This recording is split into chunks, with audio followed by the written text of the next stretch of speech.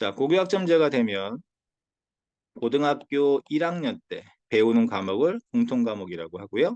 고등학교 2학년, 3학년 때 배우는 과목을 선택 과목이라고 합니다. 일반 진로 이건 지금 있는 거고요. 새로운 게 융합이라는 것이 생긴다라는 거예요. 아까 제일 처음에 말씀을 드렸지만 공통 과목부터 융합 과목까지 어떤 과목이든 1에서 5등급입니다. 그 다음에 A에서 E 이렇게 병기되는데 이런 건 뭐 별 의미가 없으니까요. 이것만 중요한 거죠. 자, 그래서 어떤 과목이든 1에서 5등급 나오는 거예요. 자, 제가 이렇게 색칠을 쳐놨죠. 이렇게. 이렇게 색칠을 쳐놓은 것은 수능 과목이기 때문에 색칠을 쳐놓은 겁니다. 수능 과목이에요. 즉 사회랑 과학은 고등학교 1학년 과목이고 국어, 수학, 영어는 고등학교 2, 3학년 과목이에요. 그러니까 내가 내신과 수능을 같은 과목으로 하고 싶다. 그러면 고등학교 2, 3학년 때 이런 과목을 들어야 되는 거죠. 근데 고교학점제니까 내가 이 과목을 들어도 되는 거 아닌가요? 내가 이걸 들어도 되는 거 아니냐고요. 예, 들어도 되는 겁니다. 예, 뭘 들어도 되는 겁니다. 그런데 대학을 가고자 하는 아이들은 일단 내가 내신도 중요하지만 수능도 중요한 것 같아 라고 생각하는 아이들은 이런 과목보다는 이런 과목을 필수적으로 다 듣고 나서 이걸 하겠죠. 그렇죠? 자, 이런 건 뭐 웬만히 다 들을 것 같긴 한데요. 자, 어쨌든 이렇게 생겼습니다. 그래서 보면 뭐 역사로 탐구하는 현대세계 또는 뭐 인문학과 윤리 이런 과목을 가르치는 사회 선생님은 현재 없으니까 사회 선생님들이 공부하기가 힘들겠죠. 또는 세계 문화와 영어 이런 걸 가르치는 영어 선생님이 없었으니까 저걸 아이들이 선택한다 그러면 학교가 힘들 거예요. 또 인공지능 수학 이런 거 가르치지 않았으니까 힘들겠죠. 자, 그래서 학교 선생님들도 지금 힘들어하는 부분이 있는데 어쨌든 이런 과목이 학교 내신 과목이 된다고 하면 여러분은 이런 거 내신 어떻게 대비하실 거예요? 이런 거. 쉽지 않죠. 그렇죠? 그래서 여러분이 다니는 학원 애들은 야, 이런 거만 내신 대비해 줄게. 물론 요건 하겠지만 나머지는 내신 대비 힘들 것 같아. 이렇게 얘기하실 수도 있을 것 같아요. 국어나 수학이나 영어에서 이런 거 어떻게 가르칠 거냐 이런 거. 자, 그래서 고등학교 1학년 때는 요 과목을 배우고 고등학교 2, 3학년 때 여기서 배우게 되는데 특목고 수준의 어떤 그런 과목도 고교학점제에서는 일반고에서 학생들이 신청하고 또 학교에서 개설하고 또 운영이 될 수는 있어요. 또는 특성화고의 과목도 일반고에서 개설해서 학생이 듣게끔 할 수 있습니다. 그런데요, 학교는 교실이 일단 있어야 되고요. 이것을 가르칠 선생님이 계셔야 되는 거죠. 그 다음에 결정적으로 그 과목을 신청한 학생이 어느 정도 숫자가 되어야 되는 거죠. 이 3박자가 맞아 떨어져야 우리 학교에 그 강의가 열리는 거고요. 그 수업이 열리는 거고 없으면 이 중에 뭐라도 부족하면 어떻게 된다? 다른 학교 가서 들어야 되는 거죠. 보통 다른 학교라 그러면 우리 학교 옆에 인근 학교를 말하는 거죠. 뭐 차 타고 뭐 1시간 가는 학교는 갈 수가 없잖아요. 그래서 보통 우리 학교 옆에 다른 학교 가서 이런 과목을 내가 듣고 싶다면 또는 이런 과목을 듣고 싶은데 우리 학교에 없다면 다른 학교 가서 들으면 되는데 다른 학교 가서 듣기가 어렵다. 야간에 다른 학교 가서 듣기가 어렵다. 그러면 온라인 수업도 가능하다. 어떻게 가능하냐? 우리가 코로나 세상에 줌 수업을 해봤잖아요.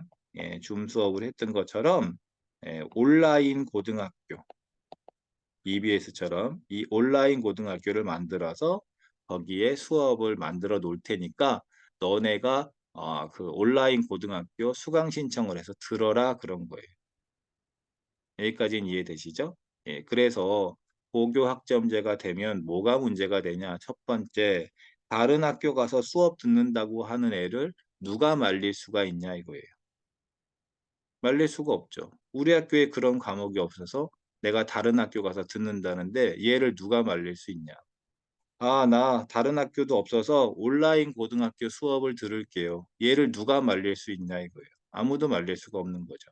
결국은 다른 학교 가서 수업을 듣거나 온라인으로 수업을 듣기 때문에 내가 굳이 학교에서 예, 출석을 안 해도 되는 거고 출석 체크를 할 수가 없는 거죠. 아, 선생님 저는 온라인 고등학교 수업으로 내일 깔았으니까 내일 안 오고 모레 올게요. 걔를 누가 말릴 수 있냐 이거죠. 결국 공부를 안 하는 애가 다른 학교나 온라인 수업을 예, 진행한다고 했을 때 그 학생의 어떤 학사 관리가 예, 제대로 되긴 어려울 수 있기 때문에 예, 좀 문제가 될 수 있다는 겁니다. 자, 얘기를 볼까요? 이게 나름대로 또 중요한 건데요. 뭐냐 하면요. 1등급을 10% 주기로 했잖아요. 그런데 우리 학교에서 어떤 과목을 신청을 했어요. 내가 학생부 종합전형으로 대학을 가려고 내가 학생부 종합전형으로 대학 가려고 내 진로에 맞는 과목을 신청을 했거든요. 그런 과목을 신청했는데 전교에서 10명밖에 신청을 안 했어요. 그러면 1등급은 1명이죠. 2등급은 2명입니다. 그러니까 내가 우리 학교에서 한 3등 정도 하는 학생이라고 쳐볼게요. 내가 3등 정도 하는 학생이에요. 잘하는 과목 봤을 때. 근데 이런 과목을 내가 신청하면 1등급이 절대 될 수 없으니까 나는 2등급밖에 못 되는 거예요. 그런데 이런 학생이 이런 과목 10명밖에 신청 안 하는 과목을 내가 신청할 수 있냐 이거예요. 없겠죠. 30명만 신청하는 과목에 들어가도 내가 1등급이 될 수 있는데 24명 밑에가 신청하면 2등급이 된단 말이에요.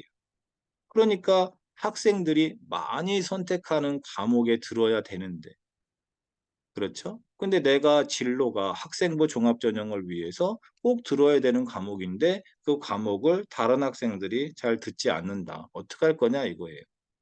그래서 현재는 어떻게 하죠?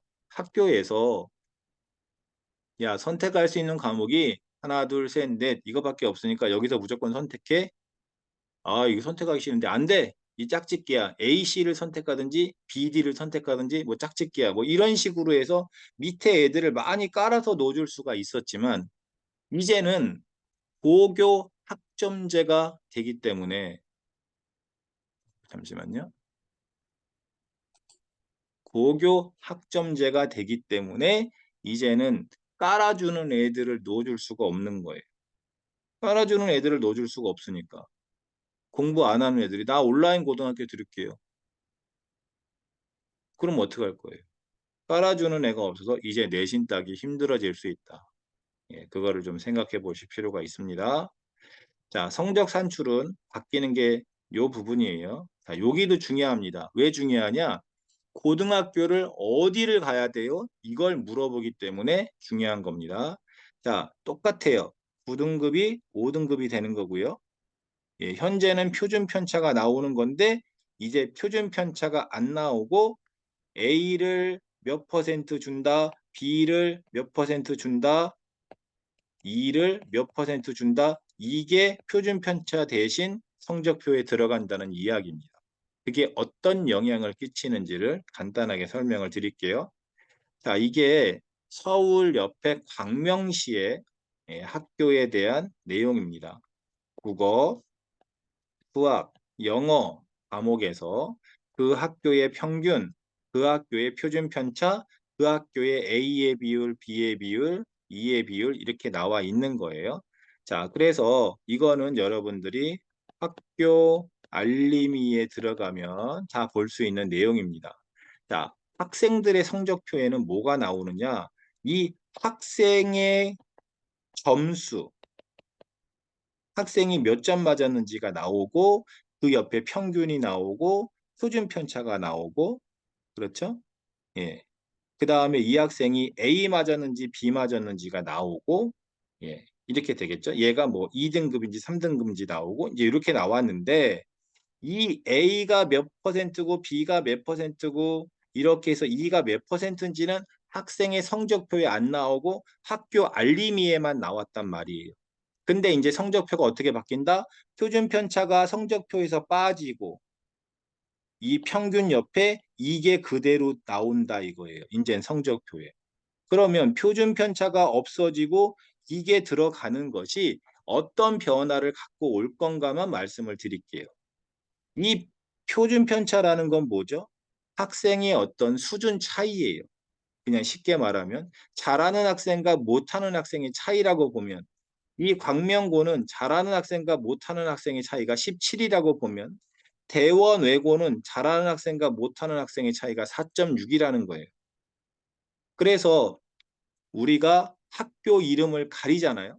생기부가 학교에 들어가게 되면 학생부 종합전형에서 가린다 이거예요. 학생이 어느 학교 출신인지를.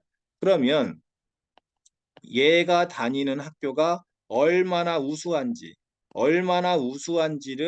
보여주려면 과목을 먼저 보겠죠. 혹시 특목 자사고 과목인가? 아, 일반고 과목이네. 그래? 그러면 얘네 학교의 평균과 표준 편차를 봄으로써 학교의 우수성을 알 수 있습니다. 간단히 보면 대원외고 잠깐 볼게요. 국원대 평균이 94예요. 표준 편차가 4.6이에요. 결국 평균이 높고 표준 편차가 작으면 우수한 고등학교입니다. 자, 이 수학인데 평균이 91이고 표준 편차가 4.9예요. 자, 영어인데 94하고 5.3이에요. 어때요? 평균이 높고 표준 편차가 낮죠. 이런 학교가 우수한 학교라는 거예요. 보통은 이 표준 편차가 18이 넘어가면 일반고예요. 동네에서 좀 하는 학교가 13 정도 합니다. 전국에서 난다긴다 하는 애들이 모이는 학교가 한 8 플러스 마이너스 알파 정도 해요. 예, 이렇다 이 말이에요. 이렇다 이 말이에요. 예, 이렇단 말이에요. 자, 그러기 때문에 이 표준 편차가 빠진다라는 것은 예, 표준 편차는 조작할 수가 없거든요. 시험을 쉽게 내든 어렵게 내든 조작할 수가 없어요. 학교의 학생 수준차는. 그런데 이걸 지우고 이 A에서 E의 비율을 준다라는 것은 학교의 수준을 제대로 파악하기 어렵다 이 말이에요. 자, 다시 얘기해 볼게요. 시험을 쉽게 내요. 시험을 쉽게 내면 평균이 올라갈 수 있죠. 자, 시험을 쉽게 내니까 90점 넘는 애의 비율이 올라갈 수 있죠. 즉 일반고에서도 시험을 쉽게 내면 이렇게 만들 수 있다 이 말이에요. 이해되시나요? 여기 볼까요? 진성고, 여기가 광명시에서 좀 하는 학교고요. 상산고, 전국에서 좀 하는 학교예요. 여기 진성고는 A의 비율이 65%, 상산고는 33%. 어때요? 예, 진성고가 더 좋아 보이죠. 예, 이 표준 편차를 가린다면, 학교 이름을 가린다면. 물론 평균이 좀 차이가 나니까 예, 앞으로는 어떻게 해야 돼요? 진성고가 시험을 더 쉽게 내버리면 되죠.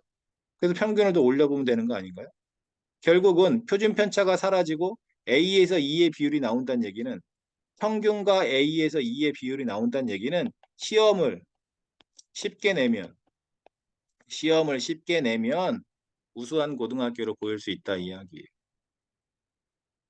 처음에 고교학점제가 돼서 현재 중3, 예비 중3, 또 예비 중2 얘네들까지는 일반 학교가 하다가 뭐 이렇게 비슷하게 하겠지만 이제 현재 예비 중1 정도 고교학점제가 3년 정도 되면 일반 학교도 시험을 쉽게 내기 시작할 거다 이 말이에요.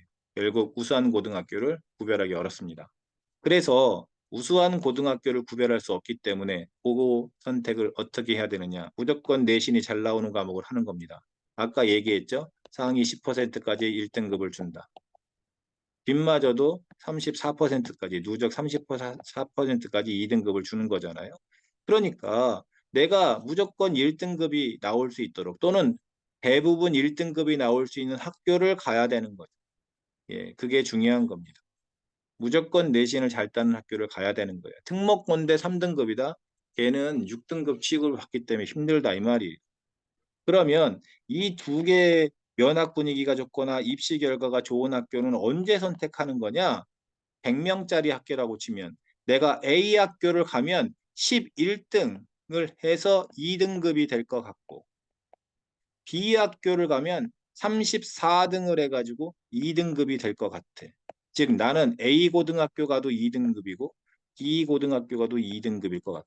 그러면 이런 학교를 가라 이 말이에요. 자, 요 정도 설명할게요.